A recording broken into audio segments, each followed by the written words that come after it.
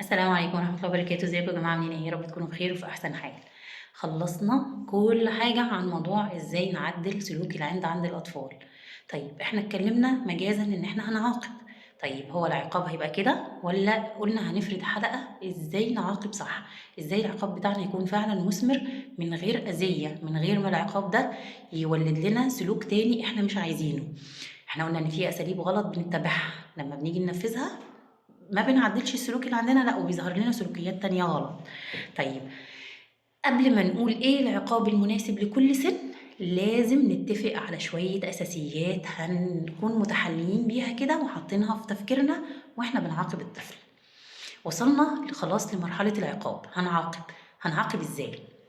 أول حاجة زي ما اتفقنا إن في حاجات لازم نتحلى بيها. لو فاكرين الفيديوهات اللي فاتت، سواء كنا بنعلم أو بنربي أو حتى بنعاقب وبنعدل سلوك، لازم تكون في سماتنا الشخصية. لا تغضب، ودي وصيتي ليكوا دايما في التربية، ما تغضبوش، اهدوا، نضبط نفسنا كده ونحاول نمتص غضبنا بسرعة ونستغفر ونبدأ نتعامل بهدوء. لازم ضبط النفس. هنتكلم بجدية مع الطفل في الموضوع ولازم يكون على انفراد. مادام هنبدأ بقى نحاسبه ونعاتبه ونعاقبه، فلازم يبقى ايه الأول نتكلم معاه على انفراد وما يكونش العقاب قدام حد، لا اخواته ولا اصحابه ولا قرايبه. لازم نكون على انفراد.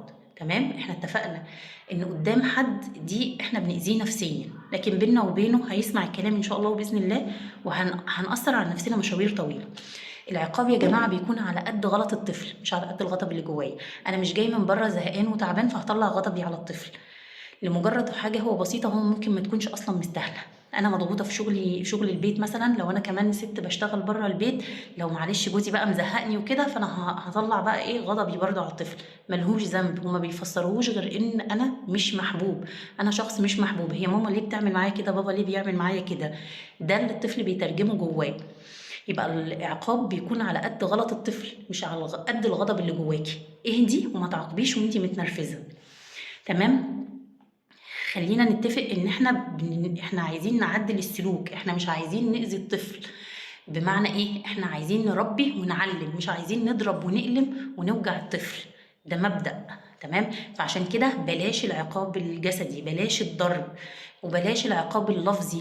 بلاش نأذي الطفل نفسيا بان احنا نشتمه ونجرحه ونقول له الفاظ مش كويسه. الطفل لو ملقاش احترام في بيته هيطلع بره مش هيلاقيه عند حد، مش شخصيته هتبقى اصلا مضطربه لانه هو مش محترم في بيته، فمش هيحس باي احترام بره بيته. طيب خلاص احنا اتفقنا على شويه حاجات، وخلينا برضو نقول حاجه كمان. مفيش حد بيتعلم من غير ما يغلط. تمام. احنا الكبار في مواقف كتير حتى واحنا بنكبر لازم بنغلط علشان نتعلم منها. فمش هيجي نعاقب الطفل لمجرد انه عمل الغلط لأول مرة، احنا بنعلمه الأول وبنوجهه وبنفهمه، ولما بيغلط بنبدأ نعاقب. وحتى العقاب ما بيجيش فجأة، لازم الأول يبقى فيه اتفاق، ده غلط وعقابه كذا. تمام. يبقى لازم يبقى فيه وضوح، ما نعاقبش فجأة. انت غلطت الغلط الفلاني يبقى هتتعاقب العقاب الفلاني. تمام. وندي فيه مجال للكلام والتفاوض زي ما اتفقنا. انت عملت كده ليه؟ افرضي الطفل فعلا كان غصب عنه وحلف لك انه كان غصب عنه وان هو ما يقصدش وانت عارفه ان هو صادق، يبقى هتعاقبيه ليه على حاجه غصب عنه؟ فلازم يبقى فيه مجال للكلام. طيب الطفل مش غصب عنه وعمل الغلط وهو متعمد، وانت قلتي ان انت هتعاقبيه، يبقى لازم ما دام قلتي هتعاقبي يبقى هتعاقبي. يا اما هيفهم ان انت كده بتهدديه بس ومش هتعاقبي، وفي كل مره هيبقى فاهم ان كلامك ده مجرد تهديد فهيعمل اللي هو عايزه. تمام. لازم العقاب يكون متناسق مع الغلط. يعني مثلا ما عملش غلطه صغيره ويكون عقابي كبير قد كده، لا العقاب يكون متناسب مع الغلط بتاعه. تمام. ونبدا دايما العقاب بشكل صغير وبعد كده ندرجه، نكبره. يعني مثلا مش هنحرم من المصروف كله لكن هنحرم من نص المصروف. تمام. طب ما استجابش مره واتنين وما استجابش، لا يبقى هتتحرم من المصروف كله. وخلينا نتفق ان حتى واحنا بنحرم ما نحرمش من الاساسيات، انا مش هحرمه من اكله وشربه. تمام. احنا بنحرم من الحاجات الكماليات، اللعب، المصروف مثلا اللي بنجيب بيه سناكس والحاجات دي، من الخروج، لكن مش الاكل والشرب الحاجه الاساسيه ليه. غلط. تمام. لازم برضو التوقيت، لازم الغلط يعني ما يكونش وقته طويل، يعني العقاب ما يكونش وقته طويل على قد الغلط.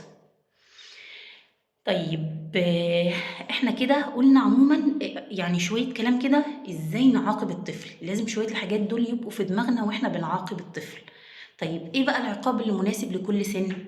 ده اللي هنقوله المرة الجاية عشان ما اطولش عليكم، بس خلينا دايما نحط الكلمتين اللي انا قلتهم دول زي ما بنقولوا كده حلق في ودنا، عارفينهم كويس قوي وهنستحضرهم دايما عند كل عقاب للطفل.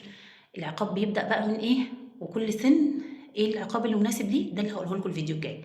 لو انتوا بتشوفوني على اليوتيوب اتمنى ان انتوا تشتركوا في القناه، ولو انتوا بتتابعوني من على الفيسبوك فاتمنى ان انتوا تعملوا متابعه وشيروا يا جماعه وخلي غيركم يستفاد. وقبل ما ننهي كالعاده نصلي على النبي واقول لكم السلام عليكم ورحمه الله وبركاته، واستنوا الفيديو الجاي عشان اقول لكم العقاب المناسب لكل سن. سلام عليكم.